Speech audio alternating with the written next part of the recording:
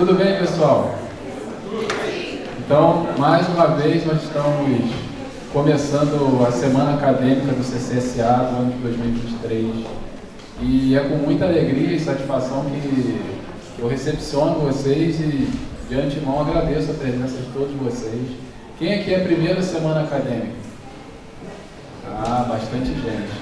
Olha, eu garanto que vocês não vão se arrepender. Hoje só está começando, nós temos inúmeras atividades durante a semana. E aproveitem toda essa semana com as palestras, apesar das horas complementares, que todo mundo fica assustado, né? Mas isso é só uma parte. O que a gente quer, na verdade, é passar conhecimento, abrir os horizontes de vocês. Então, aproveitem bastante a semana acadêmica e toda a nossa programação, principalmente nesse ano que a universidade faz 70 anos. E eu quero chamar aqui o nosso pró-reitor de graduação e pós-graduação, o professor Leandro. Uma boa noite a todos. Com grande satisfação, né, que hoje, de certa maneira, damos o pontapé às comemorações dos 70 anos da Universidade Católica de Petrópolis. Para quem não me conhece, eu sou o professor Leandro Rodrigues, sou pró-reitor acadêmico de graduação e pós-graduação. E no dia 31 de maio agora, a universidade completará 70 anos. Hoje na missa, o padre Carlinhos ainda ele falou que durante todo esse mês haverá uma oração que será feita ao longo de todas as celebrações em prol da universidade. E é importante sabermos que no dia 31 de maio de 1953, por inspiração divina, digamos assim, Dom Pedro Manuel da Cunha Sintra deu o pontapé inicial juntamente com outras pessoas aqui em Petrópolis. E essa universidade, que há 70 anos está formando tantas pessoas, hoje nós temos, o palestrante é um ex-aluno nosso, eu sou ex-aluno da universidade, dos nossos professores. Quem é ex-aluno aqui da universidade? Abed, Wellington, Vanessa, Flávia, Bruno está lá atrás, Eduardo, Ricardo. Todos nós somos ex-alunos da universidade. E diria que não apenas os professores. Se nós começarmos a pegar os colaboradores, nós temos muitos que ainda são alunos da universidade. Então, eu desejo que nós tenhamos uma semana fecunda, que vocês aproveitem bastante. Como o Wellington falou, não pensem apenas nas atividades complementares. Elas acabam sendo consequência. Que vocês possam aproveitar bastante esse momento e, principalmente, aproveitar por serem alunos da Universidade Católica de Petrópolis. Como eu fui aluno aqui há 25 anos atrás, eu tenho orgulho de dizer que fui aluno da universidade. Então, que vocês tenham esse mesmo orgulho que nós, professores, sentimos e que vocês possam aproveitar de uma maneira bem, digamos assim, em plenitude esta semana. Tá? Um grande abraço.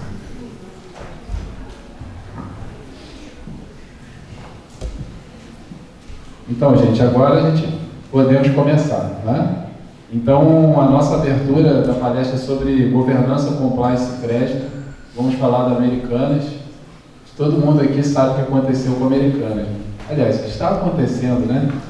E então eu quero chamar aqui meu amigo Leonardo e ele vai contar um pouquinho para a gente do que está acontecendo. Então, Leonardo, primeiramente, dar boas-vindas, dizer que você está em casa. Obrigado. E é bom quando um amigo vem falar, né, Léo? Eu até te chamo até de Léo, né? Isso aí. Eu fico até dizendo, Leonardo ou Léo? Léo, pode chamar de Léo. Então, sinta-se à vontade. Eu vou falar um pouquinho do Leonardo aqui para vocês. O Leonardo é mestre em Direito Econômico pela UCAM, pós-graduado em Direito Tributário pela Fundação Getúlio Vargas, também é pós-graduado em Compliance pela PUC, Minas Gerais, é especialista em Controladoria Financeira pela Fundação Getúlio Vargas, Matemática Financeira e Finanças pelo IBMEC, também especialista em lavagem de dinheiro, prevenção à lavagem de dinheiro. Isso já me deu problema. Porque o cara já chegou e falou, quando você ajuda a lavar, Ele não ajuda a lavar, ele ajuda a prever. Bom, gente. queima o filme, né? Queimou, nem falei, já queimou meu Ainda filme. bem que o Carlos edita. De carro. Então, vamos falar de novo. Especialista em prevenção à lavagem de dinheiro, pela FEBRABAN. Perito judicial do Tribunal de Justiça do Estado do Rio de Janeiro, membro do Conselho Econômico da Diocese aqui de Petrópolis e também é membro da Associação Brasileira de Direito e Economia. Então, gente, vocês vão notar durante a semana que os palestrantes, as nossas atividades, vão ter pessoas que participaram da história da universidade em algum momento. Então, não é por acaso que nós trouxemos todos esses palestrantes, todas essas atividades para vocês, concomitantemente com a qualidade que a gente também quer passar de todo esse conteúdo e conhecimento. Bom, então fiquem à vontade. Léo, a palavra é sua, fique à vontade. Obrigado.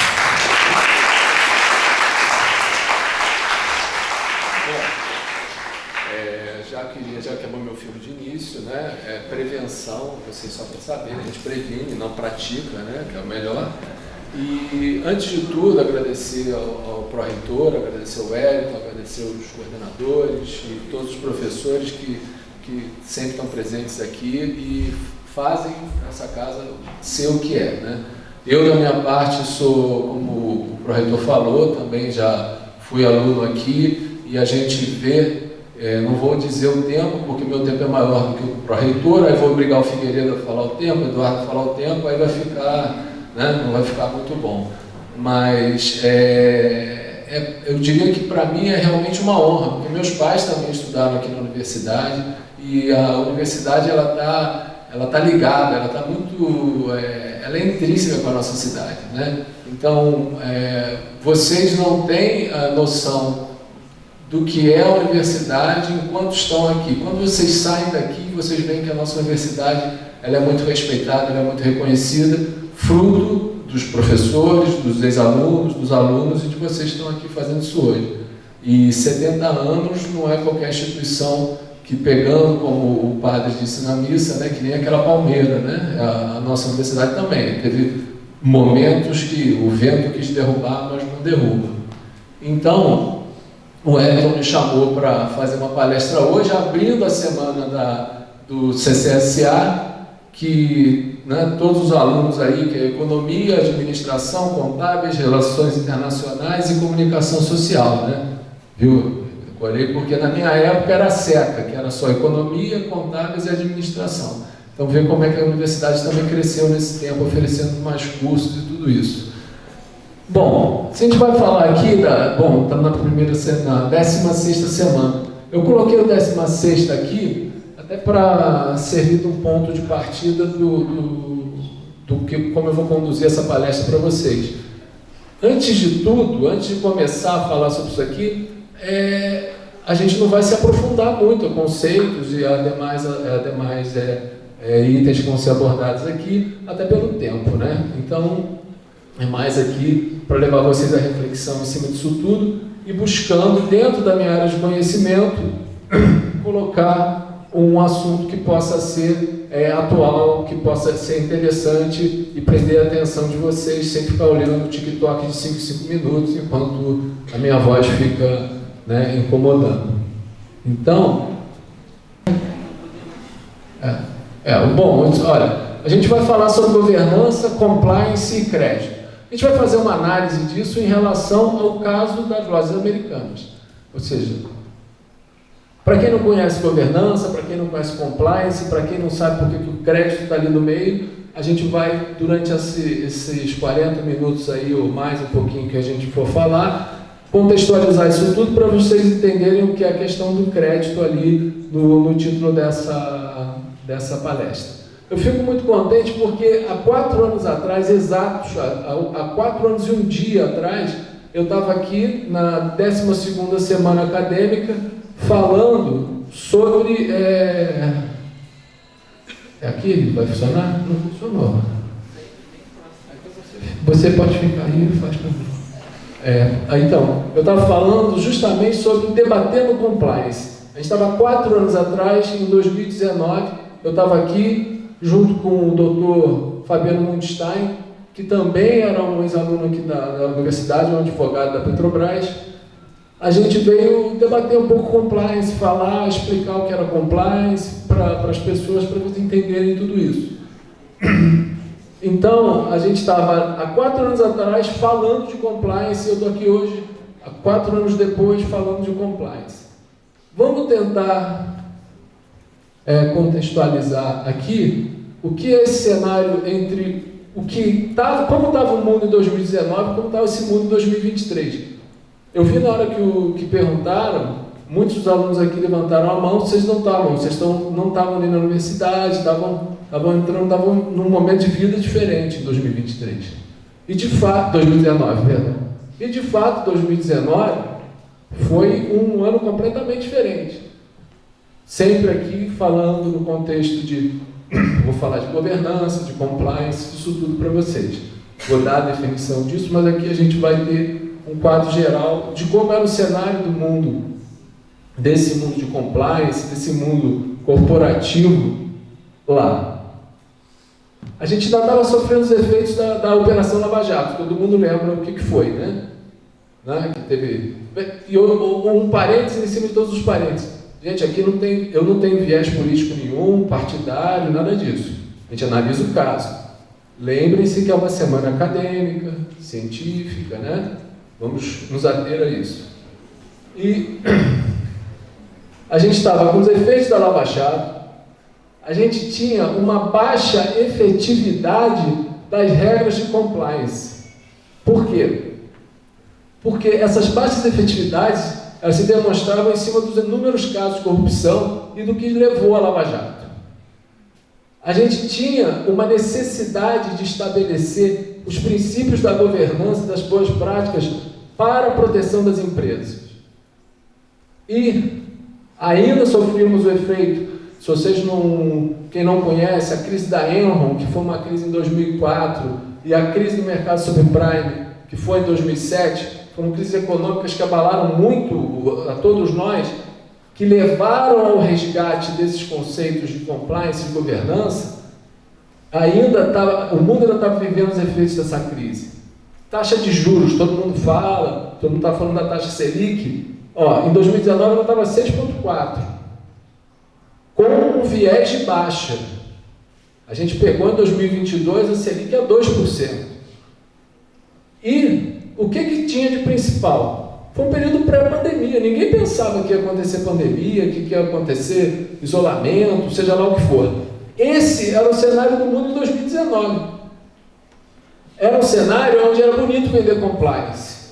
Era um cenário onde nem se falava muito no conceito ESG, vocês já escutaram falar sobre isso? Já quem? 2, 3 aqui sabem, né? O pessoal mais antigo não é a Escola Superior de Guerra, né? Porque o ESG aqui não é a Escola Superior de Guerra. Então a gente tinha um cenário pré-pandemia, onde reinava muito aquele capitalismo financista mesmo, aquele capitalismo brutal para ganhar dinheiro, para fazer tudo isso. Pode passar. Agora falei compliance, ESG, governança, para vocês guardarem isso na cabeça, mas antes vocês têm que ter um conceito. Se eu desse conceitos aqui antes, vocês já teriam cochilado e não teriam refletido sobre como era o cenário do mundo em 2019. Então, a gente pega a governança como o G, mostra lá no G ali, o G do ESG ali, né? É um dos pilares que compõe esse ESG, que é o quê? Quem é bom em inglês lê, quem não é, né? Eu vou ter que pagar esse mico, vai ser Environment, Social e Governance, né? Esses são os pilares da governança. Então, vamos ler ali. O que é governança?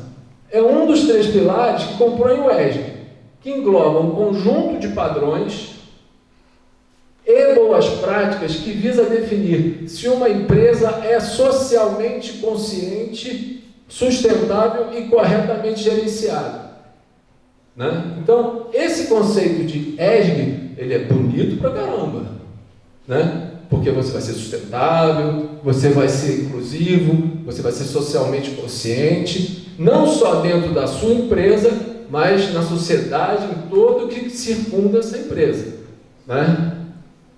Então, quando você fala que você tem uma empresa que tem os princípios da ESG, né? Ela tem uma receptividade do público consumidor, ela tem uma receptividade de quem? Dos acionistas, ela tem uma receptividade dos investidores, que vai fazer com que ela tenha um diferencial no mercado. Né? Pode passar. A ESG, né, ESG, ela é, como eu falei, ela é aplicada internamente, né, na gestão da empresa, ou externamente para analisar. Porque a gente tem que lembrar também o seguinte, toda empresa, ela tem um objetivo, uma empresa que está no mercado, ela tem que ter lucro, porque ela tem que ter todas as atividades para ela ter receita e dar continuidade. Então, você coloca o ESG, você vai querer ter governança numa empresa para que utilizar internamente, buscando embasar a sua estratégia, como está ali escrito, buscando ter esses critérios socioambientais para a empresa internamente e externamente, ela também é usada como uma métrica até para avaliar o desempenho dessa empresa. Né?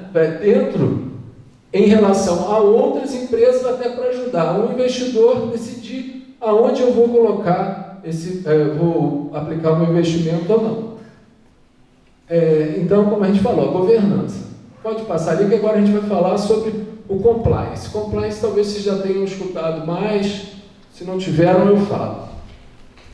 Para variar, são todas, vem do idioma do inglês, fala inglês, compliance. O que é compliance? A palavra em si, ela deriva do verbo to comply, ou seja, ele não tem correspondente na língua portuguesa, mas é o quê? Agir conforme a regra. Você tem que agir conforme a regra. Aí todo mundo, quando a gente fala isso, o cara pergunta, mas vem cá, precisa ter uma coisa que diz pra gente, para agir conforme a regra? Se tem uma regra, a gente não tem que seguir a regra? Então você está falando que cria-se uma coisa para que eu ande na regra. Sim, toda lei é isso, né? Diz que você não pode beber e dirigir. A maioria da pessoa fala, não tem problema não, só beber um pouquinho, mas eu vou dirigir. Você assume o risco de dirigir se você bebeu, né? Mas se acontecer algo com você, você vai estar complicado. Mas o compliance não é só isso de agir com coisa. Para você implantar, para você implementar o compliance, você tem que seguir cada um daqueles itens ali. Você tem que para estar conforme, para você estar de acordo com a lei, com as normas da sua empresa, você está com os padrões éticos, regulamentos, tudo isso, você tem que observar necessariamente cada um desses itens. Ou seja, você tem que ter regra, você tem que ter padrão, você tem que ter uma política de compliance, você tem que estabelecer requisitos, você tem que estabelecer regulamentos, você tem que ser transparente, a empresa tem que ser transparente, você tem que ter a segurança das informações, você tem que ter a segurança dos dados, aí você pode derivar para uma questão da LGPD, tudo isso que o mundo está pedindo hoje com esse avanço tecnológico, e você tem a lei, ou seja, você tem que obedecer cada uma dessas coisas. E quando a gente fala do compliance e da governança, tem toda uma estrutura para sua implantação, que não é só chegar e falar, não, então tudo bem, vamos fazer compliance. Não é assim. Você tem todo um regramento para falar que a sua empresa tem um programa de compliance, e depois você faz testes, você vai sempre revisando como que isso é feito, para que você possa chegar e falar para o mercado, olha, a minha empresa ela tem um sistema de compliance, a minha empresa ela é ESG, ou seja, ela é socialmente sustentável, né, ecologicamente sustentável. Então, esses elementos, lá em 2019, eles estavam muito em voga. Ou seja, toda empresa queria ter compliance e queria ter ESG. Mas também tinha tem empresas espertas que fazem o quê? Implanta, mas não pratica. Né? Faz, mas não pratica. Mas, enfim, teria que ser feito isso. Então, quando a gente está falando de compliance, a gente está falando de ESG, nós estamos falando geralmente de quê? De boas condutas, de observar a lei, de respeitar a lei e de respeitar a diversidade como um todo. Aí eu vou fazer uma brincadeirinha assim para vocês, até para chamar a atenção. Se em 2019, diante disso tudo aqui que eu falei com vocês, eu virasse para vocês e falasse assim, gente, olha só, vamos investir um dinheirinho, vamos guardar uma graninha e vamos investir um dinheiro numa empresa. Vamos, então vamos. Só, olha só, essa empresa que eu vou investir, ela tem governança corporativa, tá? Vocês podem ler ali, ó. Olha, os valores como transparência, equidade, responsabilidade, ética, clareza na prestação de contas e maior fluidez das informações fazem parte da governança. Eu já entreguei onde né? Mas essa eu esqueci de apagar, mas falando sobre Americana não ia ser McDonald's ali, né? Mas, enfim, aqui, ou seja, nós temos essas boas práticas. E isso é uma base, nós temos essa boa prática, mas é com base em quem? No conselho de administração, na diretoria, olha, e nos comitês internos. A empresa está falando que, olha, eu tenho prática de boa governança, eu estou com a ação que nós vamos comprar deles na B3, que é o Brasil Balcão e Bolsa, né? Que desde 1940, só para vocês saberem, já falando de Americana, a Americana ela foi criada em 1929. Né? Eu vou ter que entregar aqui. Moleque, eu ia na loja Americana, ela tinha lanchonete lá dentro. Ela revolucionou a aplicação do mercado como era no Brasil de uma maneira revolucionária. Ou seja, é referência para todos nós. E ela está listada desde 1940 na Bolsa.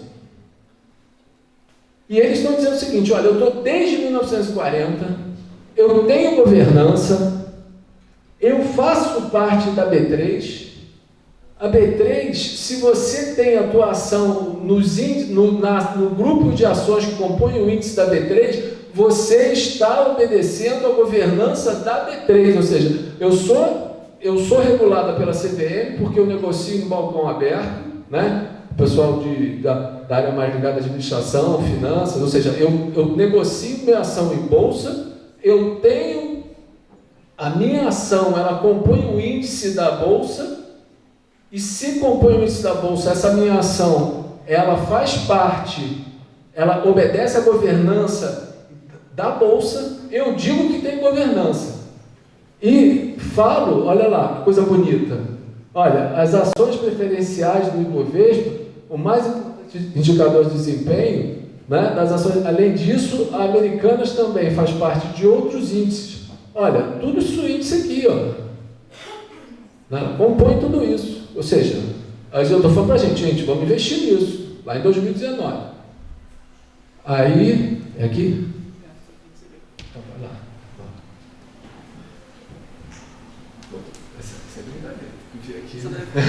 Aí eu apaguei lá, achando que tinha apagado dos outros. Olha só, aí você fala assim, bom, tá bom, a empresa é fera, ela está na bolsa, ela tem governança. Se ela tem governança, ela obedece os 3 pilares, que é o ESG, ou seja, ela se preocupa com o meio ambiente, ela se preocupa com a diversidade, ela é inclusiva, ela faz atividades fora do âmbito da empresa, na comunidade, ao redor, e além de tudo ela fala o seguinte, olha, eu tenho uma política e regulamento.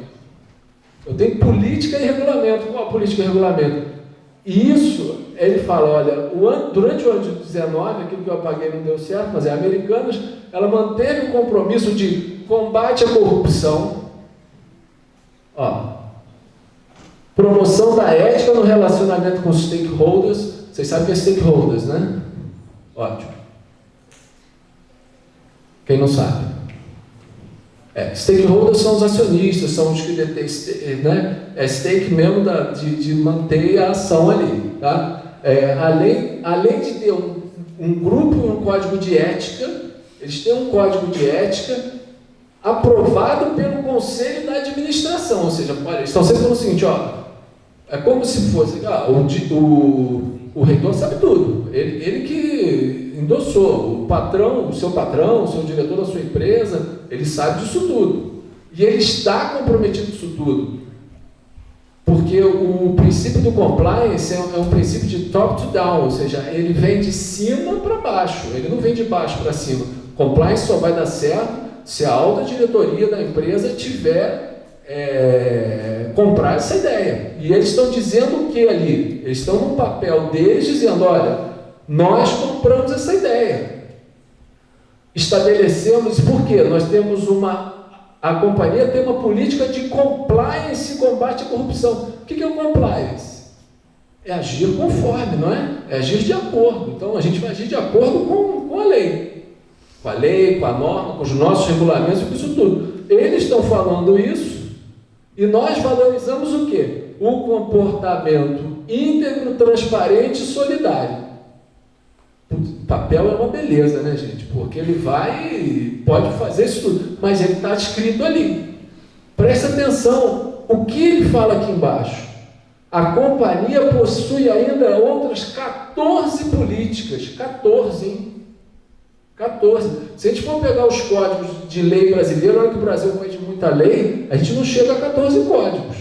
CLT, Código Penal, Código Civil, Processo Civil, né? Tributário, do consumidor, eleitoral. Você pega aí, você olha que é uma legislação que para o Brasil, eles têm 14 políticas e regimentos que contribuem no processo de quê? De governança, ou seja, de falar, ó, nós temos compliance e nós fazemos governança. Aí, pô, todo mundo aqui já coçou o bolso, vamos botar um dinheirinho ali, beleza, né? Vamos, até eu colocaria. E ele fala ainda ali, ó, que além disso tudo, pegando a sustentabilidade, pegando os princípios de ESG, olha, eu faço trabalho de desenvolvimento sustentável com a Agenda 2030 da ONU, eu sou o princípio disso, olha, a equidade racial, de gênero, do Instituto Ethos, pô, gente, vamos para eles, vamos, né? Vamos comprar. Pode mudar, por favor. Aí, para ser a cereja do bolo da nossa decisão. Isso eu tirei do relatório da administração de 2020, do comportamento, da evolução da ação e da empresa em 2019. Aí ainda chega e fala o seguinte, gente, olha, o parecer dos auditores independentes, quem hoje trabalha na área de contábil, administração ou economia, acho que todos os cursos aqui tem uma responsabilidade com isso, pode ser desde a comunicação social a tudo, porque olha lá, olha, comunicamos, eu sou auditor independente, eu me comuniquei com os responsáveis pela governança a respeito de tudo que disse, e eu falo lá o seguinte, ó, eu não tenho ressalva a essa empresa está show, é maravilha, é tipo aquele carro usado, pode comprar que é o único dono, pode comprar. Aí ele fala, olha, a gente também forneceu aos responsáveis de governança declaração que cumpriu as exigências éticas relevantes, um blá blá blá ali, mas que tem um poder no mercado. Olha quem assina ali embaixo, tá vendo ali? PricewaterhouseCoopers. Vocês sabem que até a crise da Enron e o mercado subprime em 2007, a gente tinha as Big Five, virou Big Four, que são as empresas de auditoria e consultoria mundial, que cada crise dessa se encarrega em quebrar uma dessas empresas, porque elas ficam desacreditadas. Em 2008 foi a Andersen, né? A Andersen quebrou em 2008 porque ela avalizou o banco Lehman Brothers, que era o maior banco dos Estados Unidos, e o banco estava quebrado. Só que isso tudo é dito por uma empresa de auditor independente do nível deles. Vocês, quando chegarem no final do curso, vai ter programas de trainee, da PwC, de não sei o que, vai todo mundo querer ir para lá.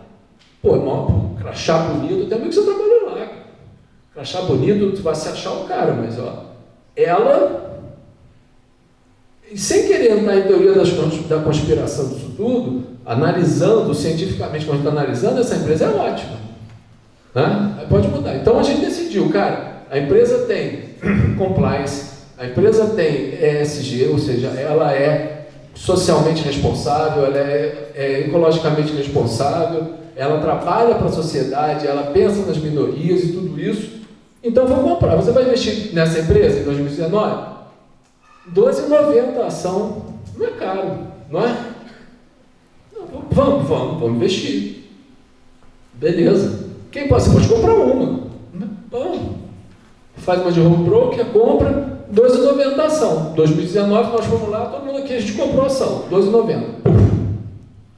Fechou. Só que aí veio 2020 e 2021. O que veio em 2020? Março de 2020 veio a pandemia. O que a pandemia trouxe? Quais os efeitos na sociedade? Isolamento social, crise econômica, expectativa de uma retomada e uma crise política. Crise política em qualquer país que sofreu por conta da crise econômica. Né? Se a economia está bem, a política está ótima. Se a economia está ruim, né, elas são diretamente proporcionais no nível de aceitação. Então, lá em 2020, 2021, o que aconteceu? Todo mundo aqui sofreu. A gente ficou no mínimo 2 meses em casa. A universidade sofreu, perdeu aluno, teve que parar. Teve que parar, mas teve que pagar. Né? Teve que fazer ajuda social. O governo teve que se manejar para fazer isso. Nesse período aqui, como é que estava a Selic, que é a taxa de juros? Se pensasse que ela ia subir, não, ela estava descendo. Hoje, eu vou usar o termo assim, professor, calouros, né? Tem gente que é calouro aqui, que está no primeiro semestre. Tem calouros aqui que em 2020, 21, 19, né, nem pensava em estar aqui hoje e falar que hoje, a gente, naquela época, tinha uma taxa Selic de 2% ao mês, quando hoje o mercado está discutindo 13,75%, é um troço absurdo. A gente está ali com uma crise que teve. Esse era o cenário em 2020, 2021. Mas a gente comprou a açãozinha, a nossa ação está lá. Né? Pode passar. Aí vem 2022. O que veio em 2022? Melhorou? Não melhorou nada. Não melhorou nada. Tanto que lá em 2022, a gente continuava com a crise política, a gente estava com uma crise econômica potencializada, por quê? Porque não teve a retomada não veio. Né? Aí veio o quê? Veio guerra na Ucrânia, que a gente fala, não tem nada a ver com isso. Sempre respinga aqui. Aí a gente teve todos os efeitos pós-pandemia, porque a conta chega. Se o cara te deu alguma... Aí, falando particularmente questão de contratos bancários, que é uma área que eu atuo muito, que vocês vão entender o porquê do crédito, contratos bancários, esse efeito pós-pandemia, eles deram a carência quando estava a pandemia, mas depois cobraram a conta. Você teve todos esses efeitos aqui, e a Selic começou o quê em 2022? Ó, tanto que fechou em dezembro a 13,65. Eu botei estável porque estava estável realmente. Ela ficou nesse patamar e está até hoje. Né? E mesmo assim, a empresa que nós compramos a 12 e pouco a ação, no ano de 2022, ela distribuiu 333 milhões de dividendo. Mas o que vocês iam falar comigo? Pô, mas claro, cara, ela tem governança, ela tem compliance. Ela pensa na comunidade quilombola, ela pensa no indígena, ela pensa no LGBTQI+. É tudo que a gente pensa. Ela pensa. A gente fala, poxa, então é por isso que ela está assim. Ela distribuiu 333 milhões de dividendos.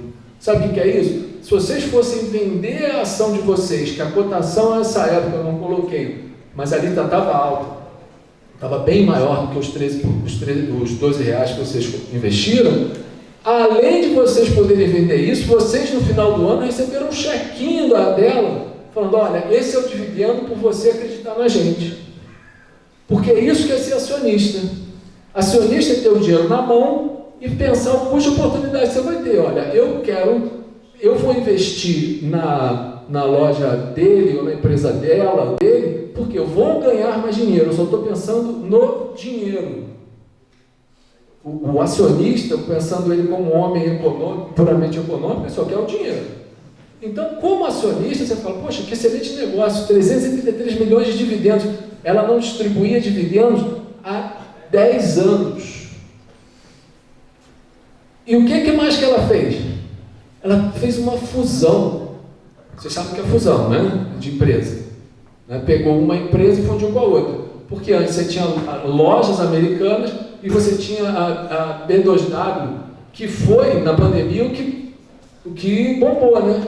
Todo mundo, quem comprou na Americanas.com na pandemia? Mercado, ninguém mais comprou? É por isso que ela quebrou. Mas comprou, às vezes a gente nem sabia que era por ela. Ela pegou Submarino, pegou isso tudo, ela englobou essas empresas, ficou dominando o mercado durante a pandemia, o que para muitos foi uma coisa de... foi crise, para eles não.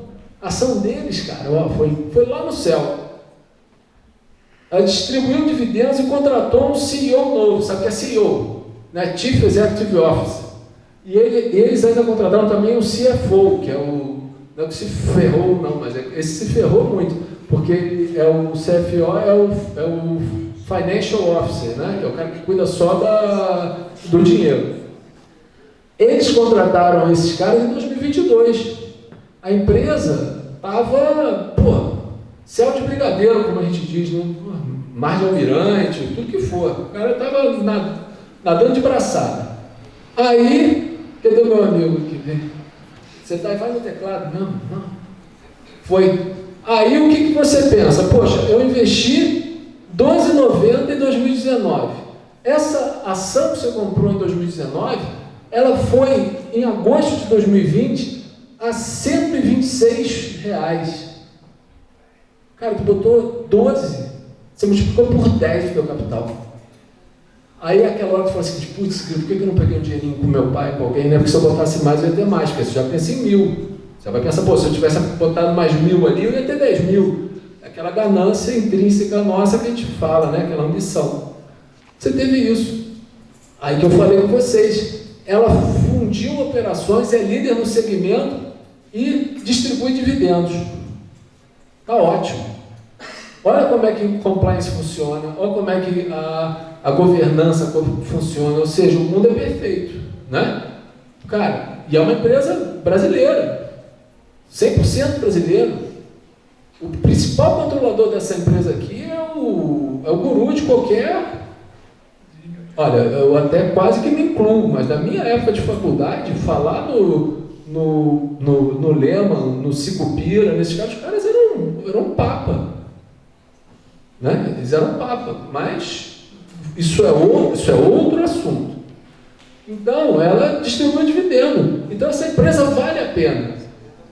E se a gente pensar, poxa, se essa empresa vale a pena as empresas terem isso. Então, eu, como consumidor, eu vou buscar outras empresas que tenham isso. Vocês percebem como que há um contágio meio que do bem? Bom, tá bom, vamos botar isso, outra empresa vai... Mas, na realidade, ela não é tão bonita assim, né? Porque tem, o professor Wellington ali falou que eu fazia lavagem, né? Eu não faço a lavagem. Mas tem um que é o greenwashing, vocês já escutaram falar sobre isso? Greenwashing, que é a empresa que fala que é ecologicamente consciente só põe lá no papel. Ela não faz nada. Ela é mais polui do que isso. E isso já é uma prática que já foi plotada em diversas empresas e é prejudicial. Então,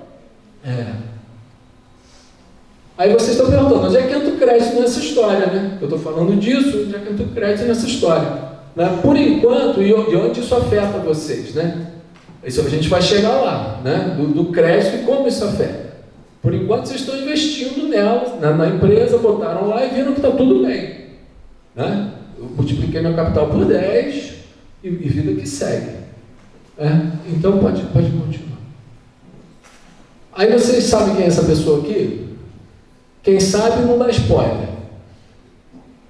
Você vê, ser careca, eu sou. É uma merda, porque olha só, careca ninguém presta atenção. Só mesmo na hora da foto ali. Ó, ele ali, ninguém sabe. Alguém tem vai olhar rápido no Google, não vale também não. Alguém sabe quem é ou não? Sei? Não? Sabe? Pode falar. Oi? Isso, é o Rial. Sabe? Mais 5 horas complementares. Aquele cara ali, ele era o Sérgio Rial. Esse cara, ele renunciou ao Conselho de Administração do Banco Santander.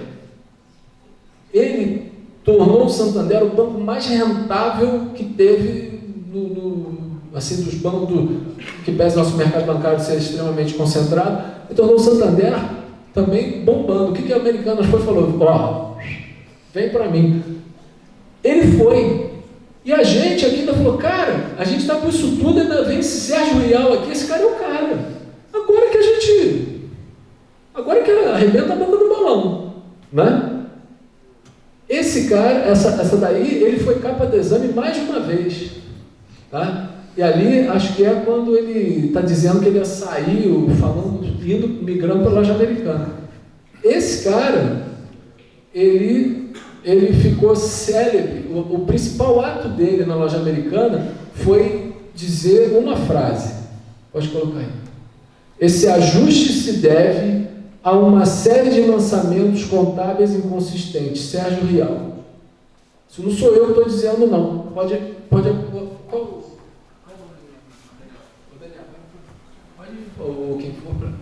Isso não sou eu que estou dizendo, não. Isso é extraído daqui, ó.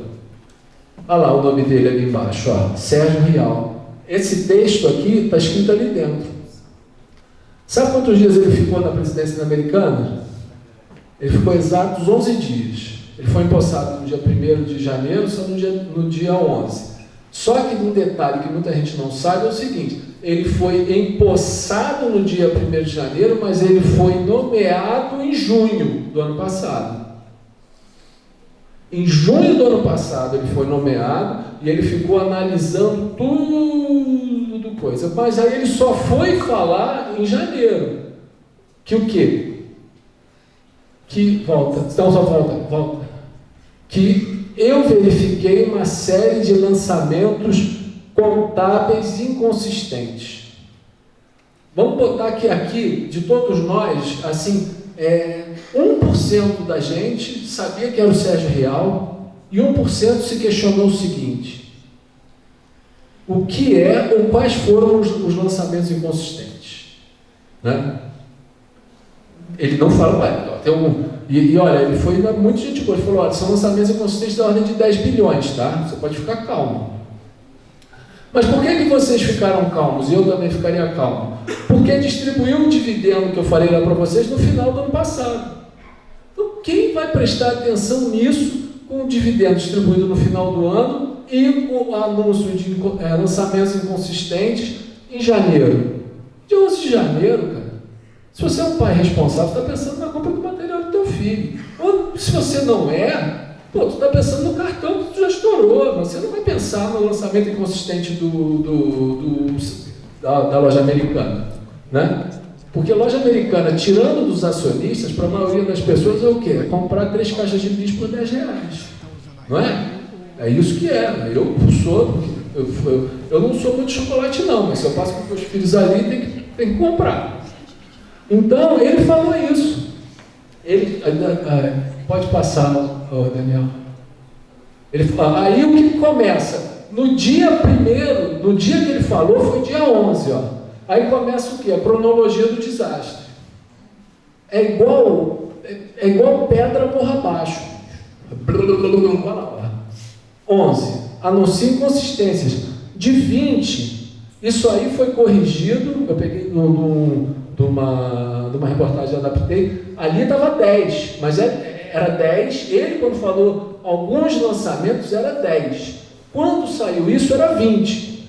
20 bi. Eu não botei os zeros ali, porque senão ia dar outra linha e ia ficar ruim. Ó, 20 bilhões. Aí o que ele faz? Renuncia. Sai fora. Por quê? Porque ele não é bobo. Por que ele não é bobo? Porque ele sabe que tem compliance. Por que ele não é bobo? Porque ele sabe que tem compliance e governança. Por que ele não é bobo? Porque ele sabe que tem compliance e governança e ele tem um NDA com o Santander, que se ele fizer besteira em outro lugar, ele vai responder. Mas ele vai responder onde? Não no Brasil. Né? Ele vai responder em outros lugares. Então ele saiu, e se vocês lerem aquele comunicado, no final ele fala, gente, força, Fala mais ou menos assim, força, vocês ficam com força, eu estou saindo. Então, olha, dia 11 ele sai, dia 12 ele já é ACO, faz uma teleconferência. No dia 13, os credores passam a pedir vencimento antecipado das dívidas. Por quê? Cara, se eu sou credor de qualquer um de vocês e alguém me fala, ó, abre o olho que fulano vai vazar, vai mudar a cidade, eu vou estar na porta da tua casa para cobrar. Então os credores, ó, já falaram. Aí, não vou entrar em filigranas e termos jurídicos aqui, mas a professora Flávia, a gente aqui sabe, olha, ele conseguiu uma tutela de urgência para suspender o vencimento das dívidas. Porque ele chegou, abriu o verbo para o juiz e falou, ó, doutor, vai feder, hein? Me dá 30 dias porque vai vir todo mundo. Ele deu. Ó, só que aí, o que é a pior coisa do mundo? É dever dinheiro a quem? A banco e, pô, sei lá, sogra, mãe, irmã, nem mãe, mas é porque eles vão chegar em cima. Sogro. Ali, ó, o BTG Pactual, que é um banco basicamente de investimento, no dia 14 eles tiveram o quê? Eles têm um prédio de advogados, chamou os advogados e falou, doutora Flávia, vem cá, ó, faz essa tutela de urgência que tem que distribuir isso aqui. Por quê? Eu tenho que parar isso. Pega uma liminar lá para derrubar essa tutela de urgência que eu quero cobrar o meu. Só que aí, gente, isso vai, ó, como eu falei, a cronologia do desastre. Olha, 11, 15, 16, tem outro. Olha, o Tribunal de Justiça nega a Americanas contrata o Rothschild Company para ser seu representante na negociação com o credor. Olha, se eu ganhasse só uma parte, sem ser os milhões dos honorários que esse escritório cobra, cara, eu vivia de dar palestra de graça, porque é muito dinheiro. Isso é uma empresa especialista nisso, é estrangeira, eles contrataram isso. Aí você pensa, você, esse 1% que é mais antenado, que está preocupando nisso, porque afinal de contas é 16 de janeiro, né? Está chovendo, você pensou isso. Cara, eles contrataram uma empresa, o cara falou que tem um déficit de 10 bilhões e está contratando uma empresa para negociar com o credor, é isso? Muda aí, o Daniel. Aí vamos lá, 17 de janeiro, anunciou essa Camille para ser a CFO, viu que eu falei com vocês? O CFO sempre é o que o CFO mesmo. Ela foi porque ela trabalhou na Oi. Quem aqui não tem celular não sabe que a Oi está em recuperação judicial. Quem não entrou com uma açãozinha em juizado agora que recebe em crédito, né? Alguém aqui já deve ter feito isso. Olha lá, estamos juntos. Então, você vai receber o quê? Dinheirinho não recebe mais não. Se quiser, recebe em crédito, ligação. Chama ela, porque, cara, vai desembocar, a gente que é da área jurídica, a gente sabe, ó, vai desembocar o quê? Recuperação judicial. Então chama alguém que conhece. Chamaram a Camille. Né? Só um parênteses aqui para vocês. Quando foi feito isso tudo, e depois a gente. Aqui, ó. Aí o Tribunal de Justiça dá a decisão favorável para o BTG.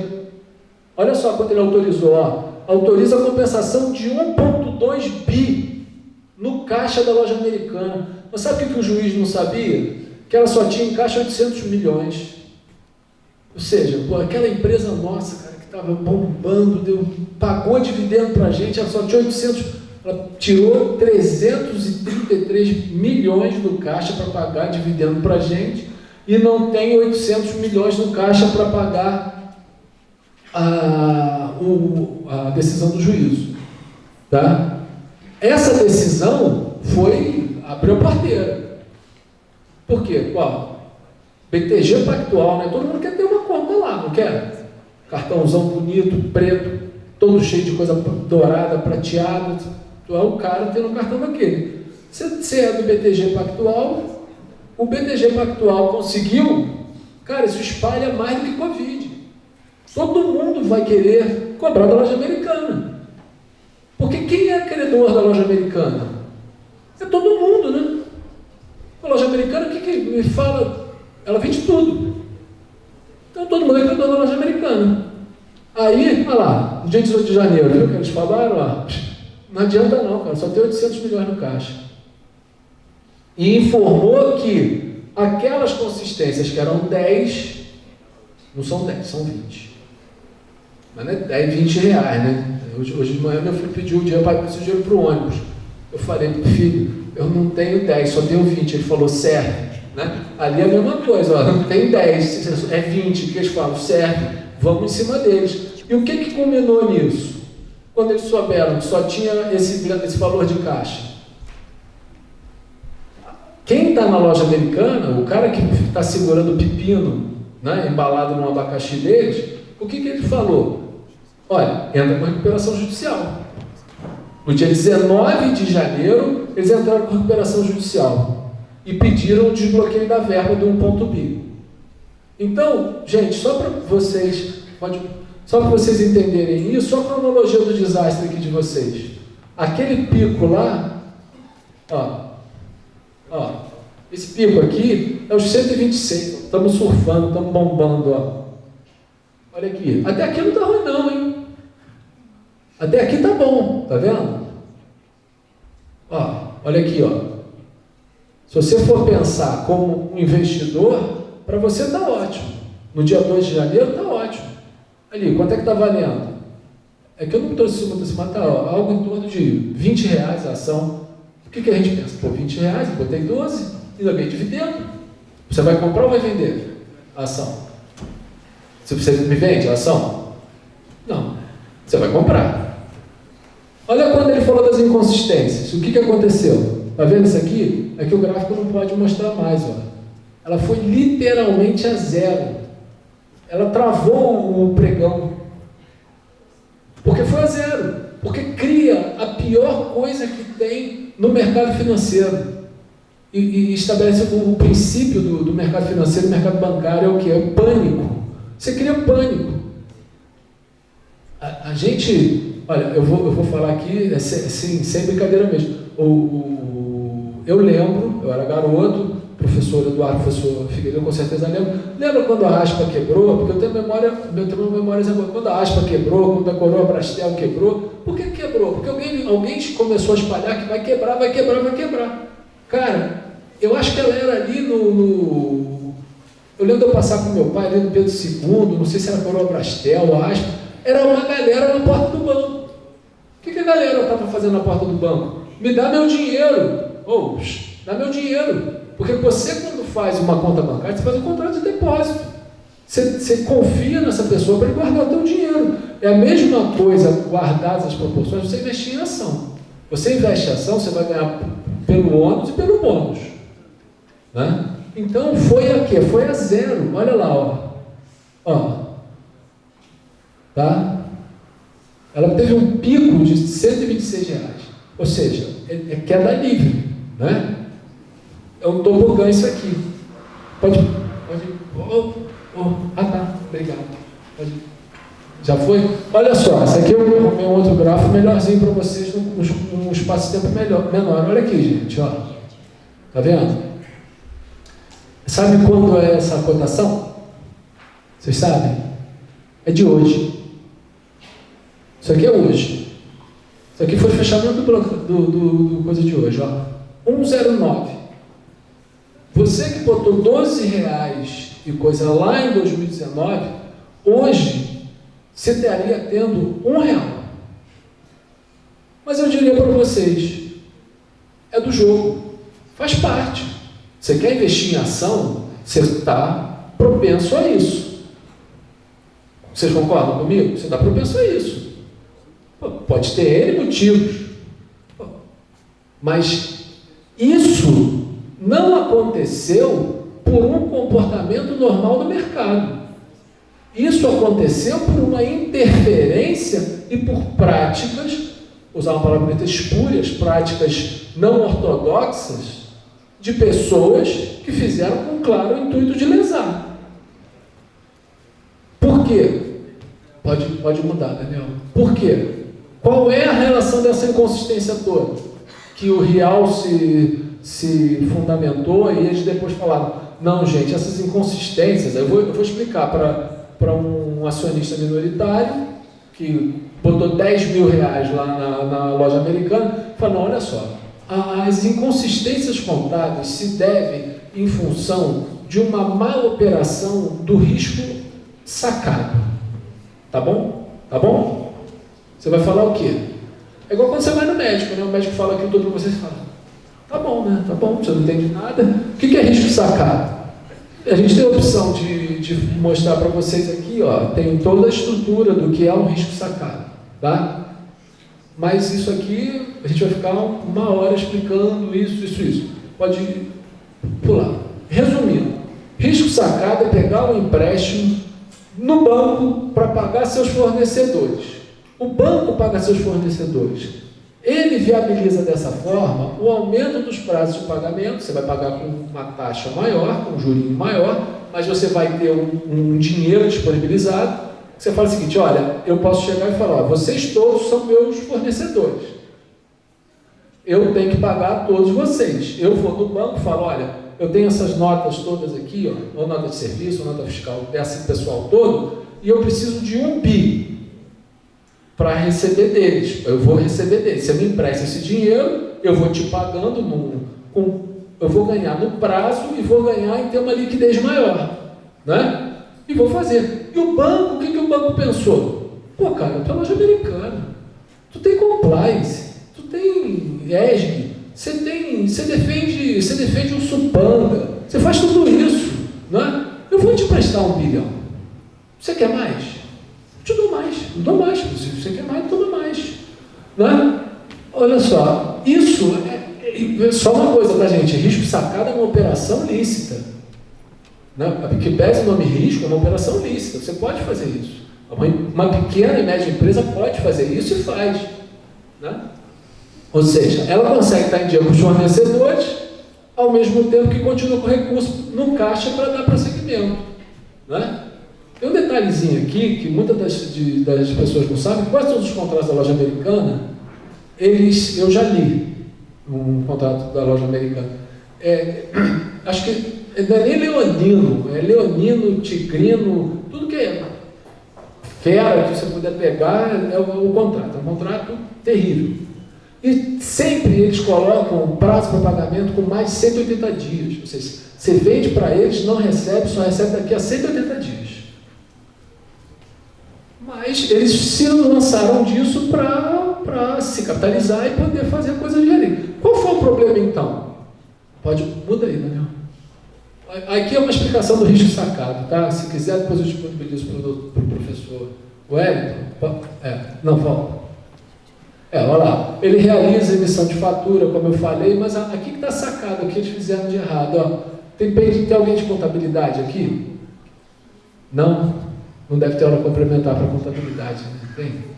Não tem ninguém. Tem? Não. Olha aqui, ó. Então é bom até, né? Porque eu não sou contador, se eu falar besteira, vai né? Mas olha ali, ó. O valor da venda, ele não é considerado, isso é fato, o valor da venda não é considerado na contabilidade do fornecedor quando é ser feita. Da mesma forma, a empresa que está pagando de forma antecipada também não reconhece o valor de saída em seu passivo oneroso. Ela lança, ao invés de lançar em passivo oneroso, ela coloca só em fornecedores, é para pagar a fornecedores. Então você não sai do seu passivo oneroso. Mas o que aí pode mudar. Qual foi o problema da loja americana? Nessas operações de risco sacado, eles não constavam no balanço trimestral da companhia. Mas aí tu fala, poxa, mas eles não têm ESG, eles não têm compliance, a CVM não verifica eles, a B3 não tem que ver tudo isso, eles não têm auditoria independente, não têm auditoria interna? Tem, mas eles não fizeram. Por quê? Porque eles não divulgavam ao mercado que a conta fornecedores era dívida. Só que o dinheiro do banco entrava no caixa. Aí olha lá, ó. Assim a empresa, ela tinha uma dívida bilionária e os fornecedores para ela sempre constavam como zero. Então o que fazia? O resultado dela era lá em cima. Aonde que está o errado que ela fez? O errado que ela fez não foi a ação ter saído de 126 e caído para 1. Por exemplo, na época do atentado terrorista lá em Nova York, as empresas de aviação, quase todas, aconteceu isso. O comportamento da ação deles aconteceu a mesma coisa. O que eles fizeram de errado? Né? Nada. Então, pode mudar aí, Daniel, por favor. O que eles fizeram? Eles esqueceram de informar o pagamento aos fornecedores, que era uma obrigação de longo prazo, mas deram a entrada do caixa nos empréstimos. Pode mudar. Essa omissão deliberada das informações relevantes com o objetivo de alterar a realidade das operações como forma de turbinar resultados e potencializar a distribuição de dividendos. Vocês entenderam? Né? Vocês entenderam? Então, o que ele fez? Eu finjo que não devo, sei a quem eu devo, não falo para quem eu peguei o dinheiro que eu tenho que pagar essa pessoa. Mas eu falo para essa pessoa com quem eu tenho que pagar o dinheiro, eu falo o seguinte: espera 180 dias que eu vou te pagar. Eu vou te pagar daqui a 180 dias. Gente, 180 dias são 6 meses, hein? 6 meses. Você espera 6 meses para receber. Depois, daqui a 6 meses, a gente volta a conversar. Só que aí ia fazendo isso. Pode passar. Então, como eu disse para vocês, em 19 de janeiro, está chegando no crédito que vocês estão perguntando, tá? Que vocês estão talvez se perguntando. Ela protocolou recuperação judicial, mas o que é isso? Em linhas gerais, o que é recuperação judicial? Uma ação de recuperação judicial para tudo. Aquela galera que ia vir, abriu a porteira para cobrar, pode parar, fica todo mundo lá.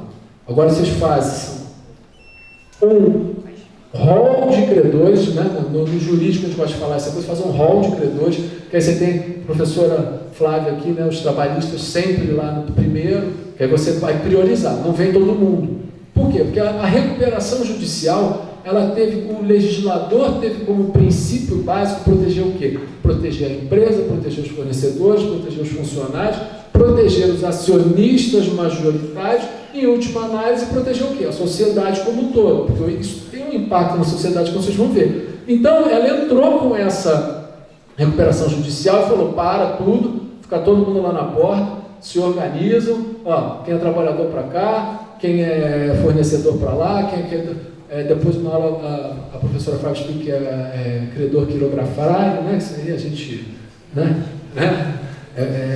Aí os quirografários para lá, e os bancos e outras coisas aqui. Aí o banco virou e falou: ferrou, vou ter que entrar na fila. Não adianta a ação do pactual, o que adiantou? Não vai adiantar mais nada. Ele entra na fila, né? Ou seja, só que qual é o tamanho dessa lista de credores? Vocês sabem quanto é? 7.720 credores. Ela é grande se você pensar numa empresa, assim, no caso da Oi, foi maior porque era a prestação de serviço de telefonia, então cada consumidor acabava sendo uma pessoa. Mas nesse caso aqui é muito mais complexo, que tem operações de fato aqui que são muito intrincadas. Então a gente está falando de 7.720 credores, de uma inconsistência que o Rial falou lá no início, que era 10, mas essa data aqui, quando foi a recuperação judicial, só uma semana depois eles já chegaram à conclusão seguinte: gente, é mais de 40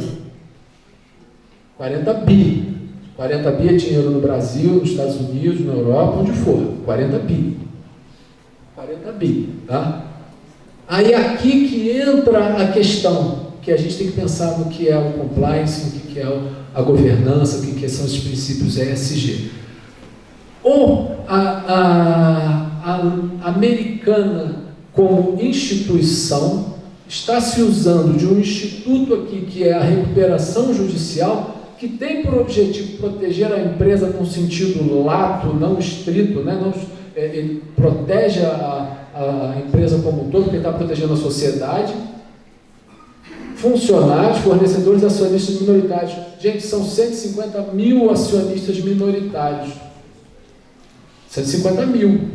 Se você pensar, a Petrópolis deve ter, sei lá, 300 mil, também. Meia Petrópolis é acionista da loja americana, né?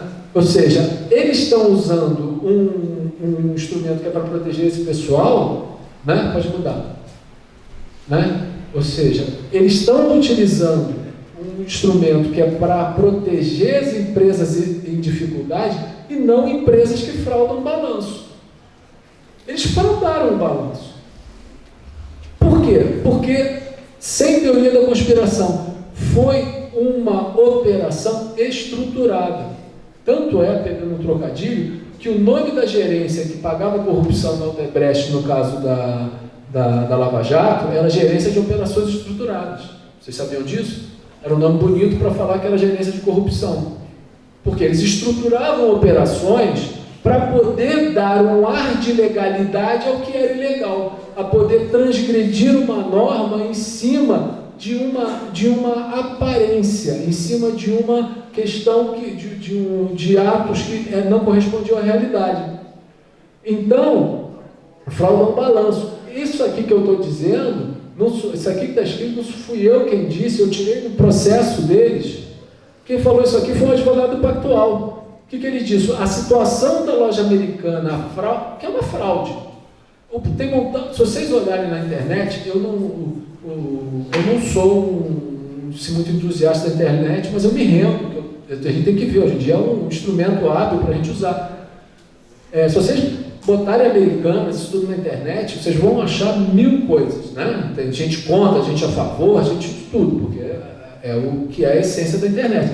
Mas a situação da loja americana, ela é tão surreal e tão banal que assim, é revoltante. Por quê? Porque no final o que eles querem é só se dar bem. Eles, ou qualquer, entendeu? É se dar bem em cima de algo e me safar. Aí o advogado do Pactual, ele fala o seguinte: essa situação da recuperação judicial da loja americana, ou seja, a loja americana pedindo a recuperação judicial em função disso tudo aqui que eu estou falando para vocês, é a mesma condição que um filho que mata os pais e depois pede proteção da justiça por ter ficado órfão. Olha, eu matei meus pais, agora vocês me tutelem aqui. Pode até botar preso, mas ele quer uma garantia da justiça. Quem matou os seus pais foi você. Quem matou a loja americana? Foi a própria loja americana. Então, essa ação judicial, eles já tinham essa consciência que é uma ação. Quando a gente fala em judiciário, ação do judiciário, a gente pensa sempre em quê? Tempo. Vai demorar, não é? Se qualquer um de nós aqui tem um problema um acidente de trânsito, ou um problema trabalhista, a gente fala assim, cara, eu não vou entrar não. Porque demora muito tempo, não é assim? Ou fala, deixa quieto, porque demora. E demora mesmo. Então, eles cientes disso, pegaram esse instrumento, que demora muitos anos. Mas esse instrumento que eles utilizaram traz um tempero a tudo isso, que causa um sintoma, que é o quê? A crise de confiança. Vocês viram ali, essa crise de confiança foi imediata. A gente falou de um comunicado que foi lançado dia 11 de janeiro até a recuperação judicial dia 19 de janeiro. Essa crise de confiança acarreta num efeito dominó, né? Aquele efeito dominó mesmo, que é no mercado, porque impacta em todos os seus agentes, ou seja, vai impactar em você, acionista minoritário, você, funcionário, você, dono do imóvel onde a loja americana está funcionando, né? Dentre os credores, tem uma operadora de internet em Arapiraca, que acho que é no Ceará, que ela não pagou R$800, cara. R$800 ela não pagou, né? Então essa fila vai ter o cara lá de Arapiraca e vai ter o banco grandão, né? E isso poderia se tornar o risco de ter uma crise sistêmica. Uma crise sistêmica é uma crise de sistema, ou seja, ser uma grande Covid, se espalhar. É muito difícil isso aqui, só fazendo um parênteses para vocês, é muito difícil disso se transformar numa crise sistêmica no Brasil. Por quê? Porque o mercado acionário, o mercado de ações no Brasil, ele é muito pequeno. Você não pode comparar o mercado acionário brasileiro com o mercado americano, entendeu? Se isso que foi feito na loja americana tivesse ocorrido nos Estados Unidos, bicho quebrava muita gente, porque lá todo mundo investe em ação. Lá todo mundo investe em ação. Então, quando algumas pessoas falam que pode ter um risco sistêmico na nossa economia, eu acho que não dá, porque para superar o Brasil em crise tem que ter vontade, né? É uma coisa assim. Então, esse efeito pode acontecer, pode mudar. Então, só para vocês terem ideia do tamanho da fraude, que a gente está falando de banco, do crédito e tal, olha só a dívida dos bancos dá em valor aqui lá de 19 de janeiro, 27,4 bilhões. Olha o BTG ali, 3,5 bi. Cara, você tem que correr atrás, né? O que deve menos é o Daicoval, Banco Daicoval. Olha o Santander, 3,600. Tá vendo? Então, olha, quem não sabe, Votorantim é um banco realmente, tá? Então, você vê, só banco, 27.400. Pode mudar. Aí, aqui, da história das recuperações judiciais no Brasil, ela, se for pelo banco ou por tudo, ela já entra aqui no 4º lugar, Ela vai abaixo da Samarco, que é 50 bi. Eu confesso que essa lista eu não sabia, eu fiquei perplexo. Porque, meus filhos estudam aqui, e eles estão com recuperação judicial, Aqui, Então pode passar. Eu já estou terminando, gente. Aí o que o especialista do mercado falou para te tranquilizar, para não dizer que é a crise? Ele falou, olha, os olhares do mercado lançam um grau maior de desconfiança sobre os dados depois que a Americanas, tida como uma empresa saudável e de números sólidos, anunciou uma dívida de 43 bilhões. Para a gente rapidinho e pensa, se ao invés de lojas Americanas, fosse loja Leonardo. Ninguém está perdendo tempo com isso. Por quê? Quem é o Leonardo? Leonardo não apresentou ESG, não falou que tem isso, não falou que tem aquilo, está na bolsa, eu investi e perdi. Mas a loja Americana falou que tinha tudo isso, né? Isso eles falaram. É bonito em termos de economês, de financista falando. Pode mudar. Mas qual é a consequência maior? E aí vai afetar o crédito de cada um de nós. Aumenta-se o risco de concessão ao crédito. Ao se aumentar o risco de concessão ao crédito, aumenta o quê? A minha exigência, se eu vou te emprestar o dinheiro, de você me devolver esse dinheiro. Então, o risco da tua inadimplência, você é um bom pagador, todos vocês aqui são bons pagadores, o risco, eu jogo para vocês o risco da inadimplência da loja Americana. Aí eu aumento a taxa de juros e aumento as garantias exigidas. Aí aquela massa, olha, você quer pegar 10 mil, 5 mil, o que for, olha, você tem que ter casa própria, você tem que ter isso, tem que ter aquilo, isso aqui, para que eu te empreste o dinheiro. E isso faz o quê? Com que os juros das operações aumente. Pode mudar. Né? E no final de tudo, quem é que paga a conta? Quem paga a conta não é o credor, não é o majoritário da loja Americana. Por quê? Porque ele está protegido pela recuperação.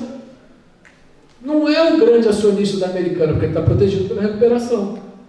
O acionista minoritário já perdeu. Vocês são todos fornecedores e credores dela, já perderam porque vocês vão esperar na fila. O custo de oportunidade para vocês terem o dinheiro de vocês vai demorar décadas para fazer. Vocês procuram depois na internet, tem um caso de um empresário em Minas que ele teve, em função disso, ele teve um ataque cardíaco, o sócio entrou em depressão, estava quase numa instituição psiquiátrica, e a mulher acho que deixou, uma coisa assim, ou seja, destrói, é concreto, destrói famílias realmente. Então todos nós sofremos com isso. Pode mudar. Aí vocês podem se perguntar assim, estou terminando, né? Aí vocês colocam esse carinha aqui, esse senhor aqui, com essa carinha de sorriso ali, olhando para a gente, o que ele tem a ver com crédito, o que ele tem a ver com isso? Né? Quem sabe quem é, sabe.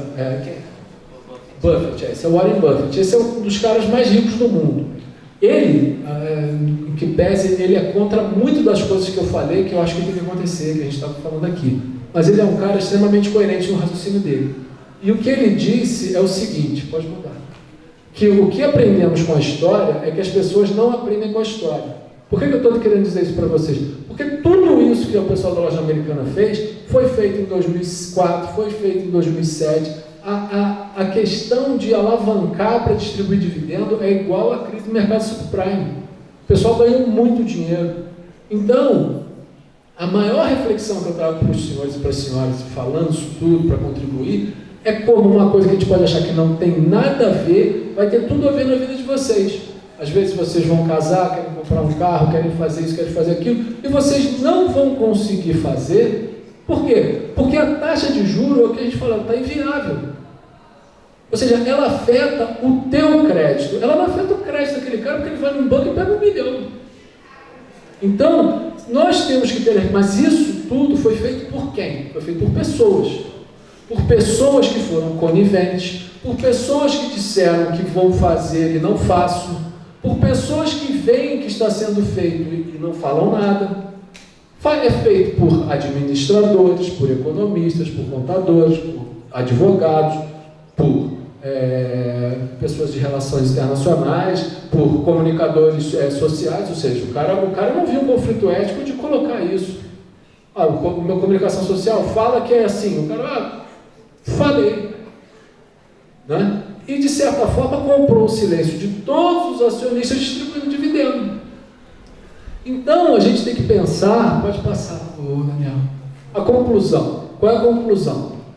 Aí eu estou fazendo um inverso a uma citação que é do Júlio César, né?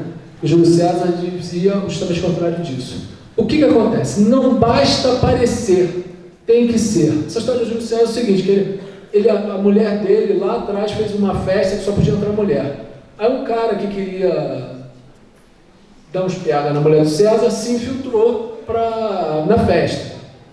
Mas por mais que ele tentasse alguma coisa com ela, não deu bola, ela foi fiel a César. Só que ele saiu da festa e falou isso para todo mundo. O que o César fez? Você sabe o que ele fez? Ele foi lá e falou, poxa, minha mulher, que bom, sabe o que ele fez? Ele se divorciou dela, porque ele chegou para ela e falou, olha, não basta ser, tem que parecer. Não basta ser fiel, você tem que parecer fiel. Né? O que a gente diz aqui agora, pegando isso para que fique na reflexão de vocês, não basta parecer, tem que ser. Não basta parecer tenha ESG, governança e que tenha compliance. Você tem que ser a governança, você tem que ser compliance. E quem é isso tudo? São vocês que daqui a 2, 3 anos, 5 anos vão estar no mercado e vão sofrer, vocês vão ver isso. E ali vai ser um ponto determinante para que vocês decidam se vão para o caminho, né? Ou se vão adotar essas medidas espúrias que eles falaram, ou se vocês vão se manter em cima do quê? De princípios éticos, morais, e que estava escrito lá naquele documento deles. Né? Eu acho que agora só tenho que dizer obrigado, porque eu falei demais, tá, gente? Obrigado.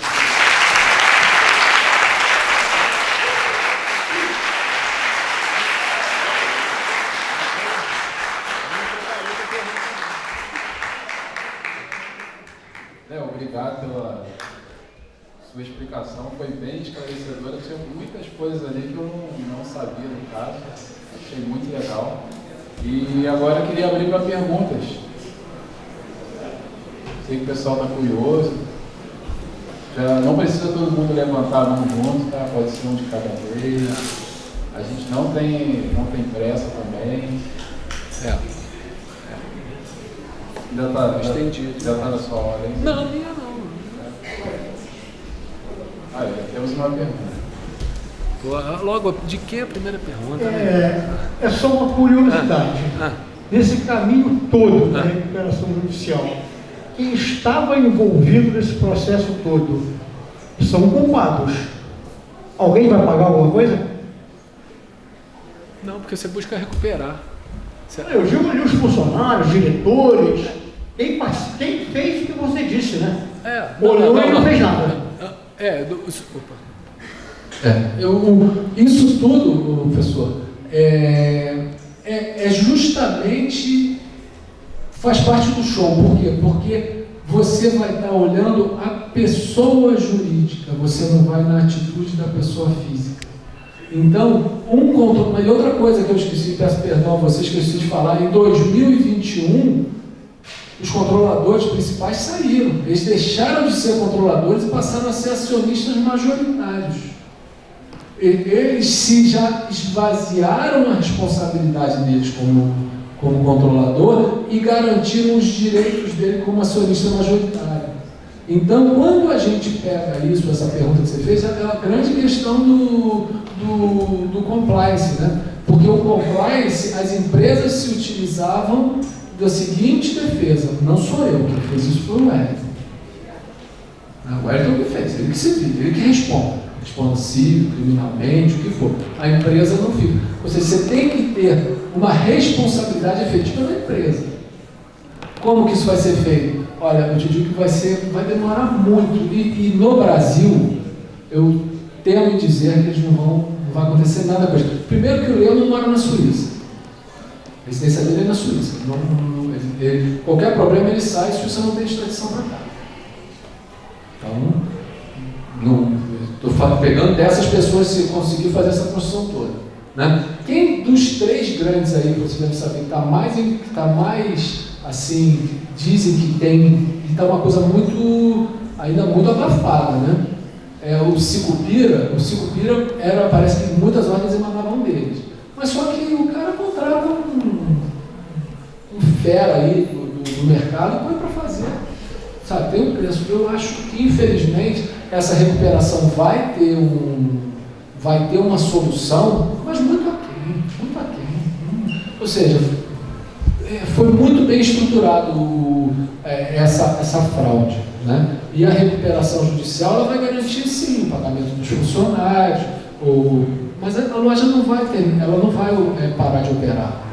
Se você entra com a recuperação judicial, você diz o seguinte: eu quero me recuperar, eu quero continuar. Então, eles, nessa questão de uma responsabilização e uma pena para esses administradores, eu acho difícil. Assim, mas opinião minha, tá? Quer dizer, resumindo tudo, né? O nosso crédito vai ficar mais caro. O nosso crédito vai ficar mais caro. Mas vamos ter que pagar. E justamente, essa reflexão que eu quero fazer para vocês. Porque você vai querer trocar teu carro, aí tu vai lá pegar, o cara vai falar: Eduardo, olha, agora a taxa é tanto. Né? Agora a taxa é tanto. Tu fala: pô, cara, mas eu sou bom pagador, eu tenho não. Americanas lá. Né?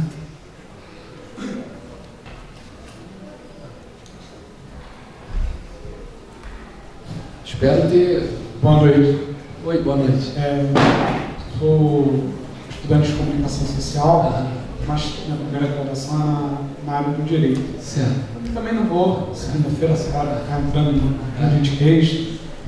A questão é, eu não quero abordar do ponto de vista jurídico, né? Mas é a questão o mercado.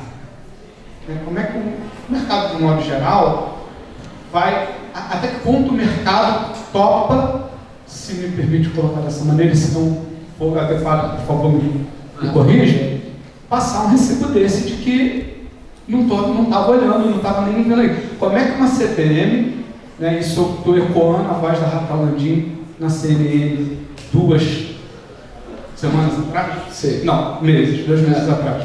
Como é que a CVM, que tem tudo o que tem para ver, não viu? Se viu, como é que deixou? Porque eu vou te dizer uma coisa: você está falando mercado, você está falando mercado acionário, né? Você está falando mercado. Eu fico imaginando assim, qualquer coisa que tenha o nome desses caras que fraudaram a própria empresa, você vai comprar a ação dele algum dia de novo? Agora não, agora você vai pensar duas vezes, mas se você é um cara que opera o mercado, essa é a hora. Se você opera o mercado mesmo, você é o cara que você é trader lá, você está lá, cara, compra. Isso é você fazendo uma análise de ônus econômicos. Compra. Se você vai fazer uma análise de, vou botar assim, ônus jurídicos, é outra coisa, que aí pode ir para onde for. E se você vai fazer uma de homo sapiens comum, você não compra. Mas o mercado, ele compra. Só vou para ilustrar a tua pergunta, talvez você consiga te responder, é o seguinte: eu não sei se vocês já escutaram falar de Bernie Madoff, que era um grande investidor nos Estados Unidos. Ele tinha uma corretora, era a corretora dos bilionários nos Estados Unidos. Ele abriu a corretora na década de 60. Ele nunca operou um papel na bolsa, ele só falsificava. Ele teve a crise dele, ele foi que deu uma crise em banco e tal, ele foi preso, a tragédia familiar dele terrível. Quem tem Netflix tem uma série sobre ele, uma série documental, e tem um filme. Ele fazia de uma forma tão perfeita e ele era uma pessoa tão acima de qualquer suspeita que ninguém desconfiava dele. Se você pega uma loja americana escrevendo aquilo, endossada por uma Pricewaterhouse, você só vai ter problema agora, depois que deu o problema. Você só vai comprar o cadeado, porque a porta já estourou. Então, o mercado vai comprar a loja americana, o mercado como mercado, eu entendo que sim. Sim. O acionista minoritário se ferrou muito, o fornecedor chora e o resto, vida que segue. Mas aí é a reflexão que o professor Eduardo falou e que vocês têm que ter. Quem paga a conta? Nós, porque banco não perde. Banco não vai perder. Ele vai fazer o seguinte, porque isso para banco é dinheiro trocado. Isso é dinheiro trocado. Eles fazem muito mais que isso. Mas o banqueiro só é o banqueiro por quê? Porque ele não gosta de perder dinheiro. Porque se ele perder esse dinheiro, ele vai ser uma pessoa igual a gente. Eles não são. Não sei se me fiz responder. Quer dizer, eventualmente alguém pode suceder.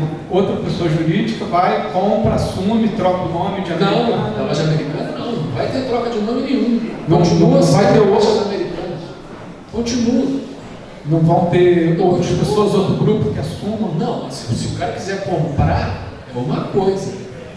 Por ter sido definida a recuperação, o juiz que definiu isso, cara, ele viu um plano de recuperação judicial que eles mostram a viabilidade do negócio. Entendeu? Então, ela vai continuar. Eu espero que continue, sinceramente. Eu só fico zangar que se eu quiser trocar de carro, eu vou pagar caro. É isso que vocês têm que pensar. A conta chega para quem? Para todos nós aqui. Obrigado. Nada. Isso aí. E, gente, quem mais quer perguntar? Não. Pensando? Olha lá. Rapaz.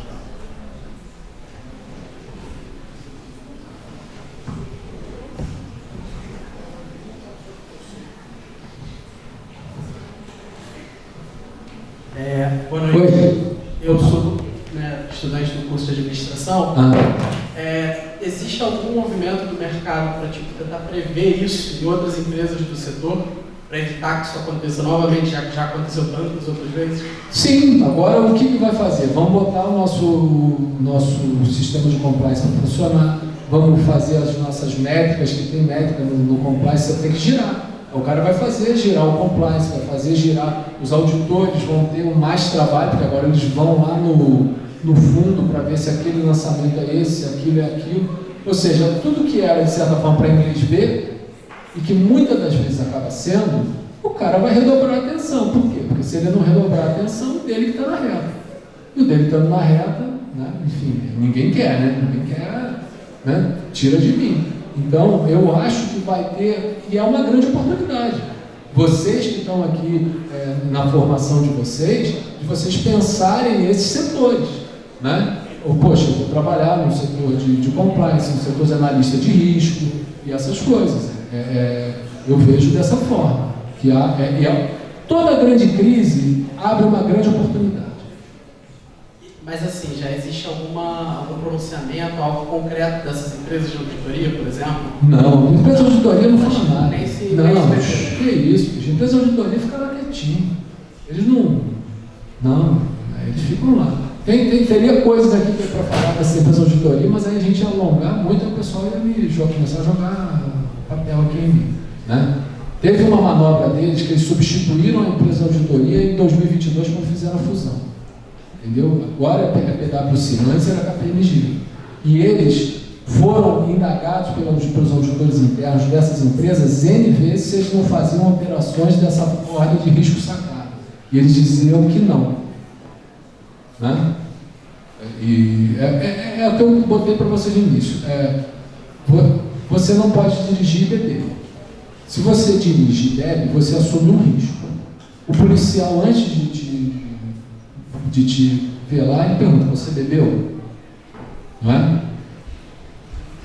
A melhor coisa é você falar: eu bebi, não vou fazer uma coisa. Mas se você falar que não bebeu e assoprar e der, você está ferrado. Nem se você viaja para os Estados Unidos, Você chega, tem lá, ainda tem uma pergunta, se você está carregando explosivo. Todo brasileiro fala, cara, essa brincadeira, carregar explosivo. Tem gente esperta que fala que sim. Aí chega lá, o cara vai, ele nem entra, ele já volta no mesmo avião. Entendeu? Porque aí é isso que vocês têm que pensar. Vocês viram o relatório dos auditores independentes. Eles falaram, nós temos uma governança, nós temos compliance, nós temos anticorrupção, nós temos isso. No fundo, o que eles tinham? Nada. Né? Enfim. Obrigado. Nada, eu que agradeço. Gente, mais perguntas? Isso aí, professor.